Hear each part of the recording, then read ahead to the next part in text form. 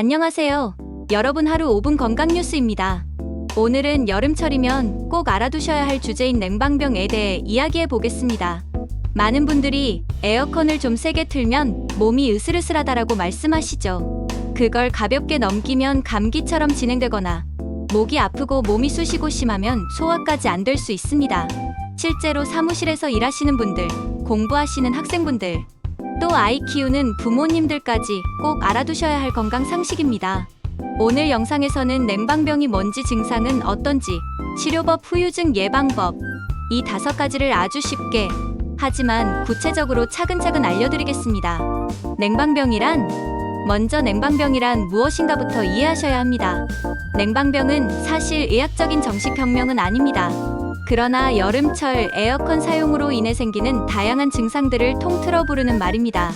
특히 실내외 온도 차이가 너무 크거나 에어컨 바람을 장시간 직접 맞거나 실내가 지나치게 차가워서 몸이 적응을 못하면 우리 몸의 자율신경계가 균형을 잃게 됩니다. 그 결과 감기 같은 증상부터 소화불량, 근육통까지 여러 증상이 나타납니다. 쉽게 말하면 우리 몸이 너무 큰 온도 변화에 제대로 대응하지 못해서 나타나는 문제라고 이해하시면 좋겠습니다. 냉방병 증상. 이제 가장 궁금해하시는 냉방병의 구체적인 증상을 알아보겠습니다. 여름철에 이런 증상이 자주 반복되면 냉방병을 의심하셔야 합니다. 감기 같은 증상. 목이 아프거나 칼칼해집니다. 콧물이나 코막힘이 생깁니다. 기침이 나거나 목소리가 잠길 수 있습니다. 몸이 으슬으슬하고 오한이 들기도 합니다. 왜 이러냐면 찬 공기에 노출되면 호흡기 점막이 건조해지고 약해져서 감염에도 취약해지기 때문입니다. 그래서 실제로 냉방병이 감기 바이러스 감염으로 이어지기도 쉽습니다. 근육통, 관절통, 목, 어깨, 허리, 무릎 등이 쑤시거나 결립니다. 특히 에어컨 바람을 직접 맞으면 근육이 수축하면서 통증이 심해집니다. 사무실에서 오래 앉아 일하시는 분들이 특히 많이 겪습니다. 찬 바람을 계속 맞으면 근육이 경직되면서 혈액순환이 나빠지기 때문입니다. 소화기 증상. 배가 차가워져서 소화가 잘 안 됩니다. 복통이나 설사가 생기기도 합니다.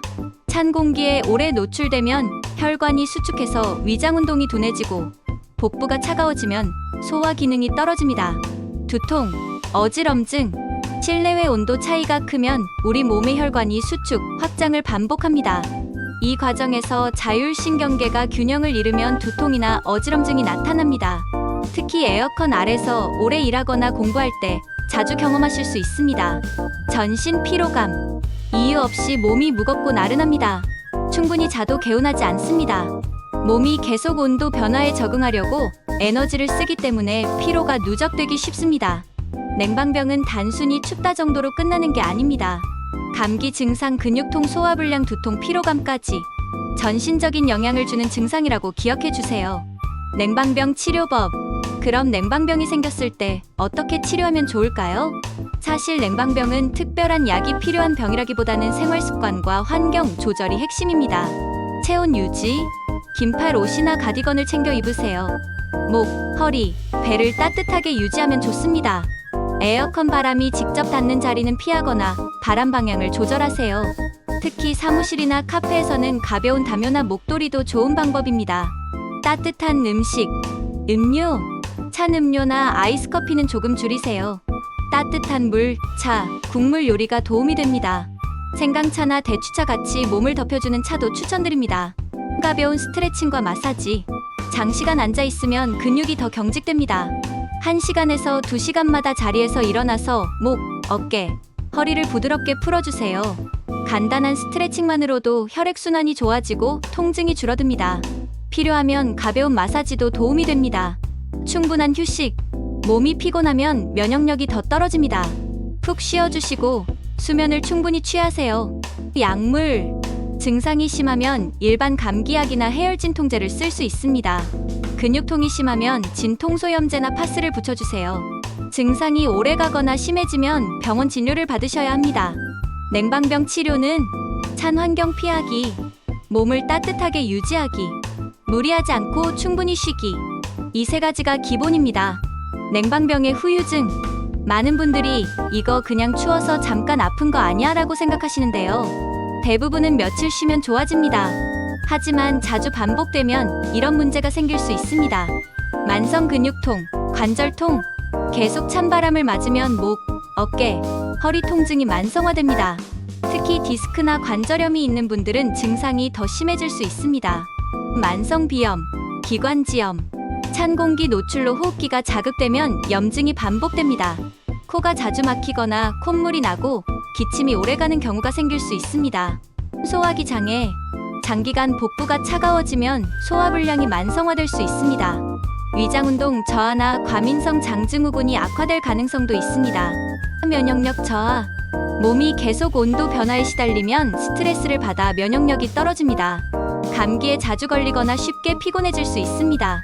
정리하면 냉방병 자체는 위험한 병은 아니지만 반복되면 만성적인 통증이나 호흡기 질환, 소화기 장애로 이어질 수 있습니다. 그래서 가볍게 넘기지 않고 평소에 잘 관리하는 게 중요합니다. 냉방병 예방법.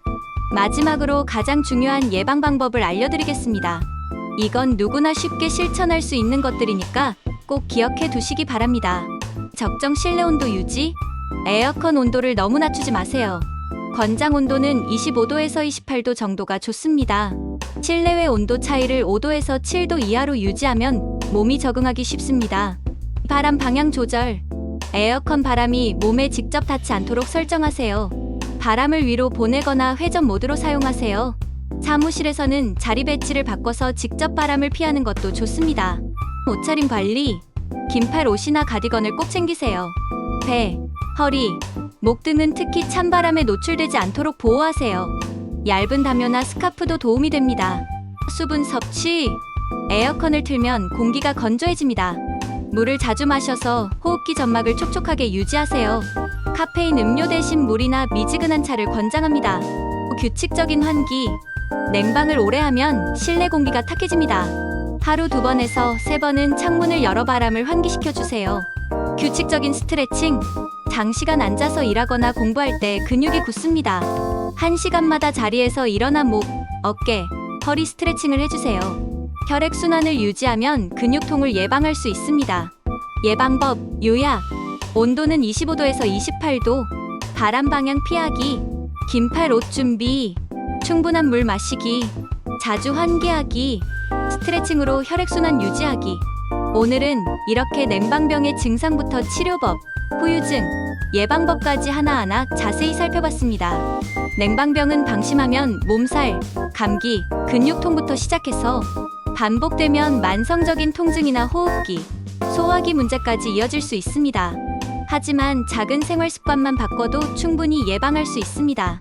올여름에는 에어컨을 똑똑하게 사용하고 몸을 따뜻하게 보호해서 건강한 여름 보내시길 바랍니다. 오늘 영상이 도움이 되셨다면 좋아요와 구독 부탁드립니다. 다음에도 유익한 건강 정보로 찾아뵙겠습니다.